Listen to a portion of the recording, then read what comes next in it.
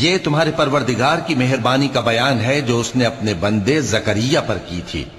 جب انہوں نے اپنے پروردگار کو دبی آواز سے پکارا اور کہا کہ اے میرے پروردگار، میری ہڈیاں بڑھاپے کے سبب کمزور ہو گئی ہیں اور سر سفید بالوں کی وجہ سے چمکنے لگا ہے، اور اے میرے پروردگار، میں تجھ سے مانگ کر کبھی محروم نہیں رہا، اور میں اپنے بعد اپنے بھائی بندوں سے ڈرتا ہوں، اور میری بیوی بانجھ ہے، پھر بھی مجھے اپنے پاس سے ایک وارث عطا فرما جو میری اور اولاد یعقوب کی میراث کا مالک ہو، اور اے میرے پروردگار اس کو خوش اخلاق بنائیو۔ فرمایا اے زکریا،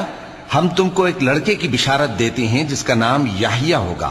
اس سے پہلے ہم نے اس نام کا کوئی شخص پیدا نہیں کیا۔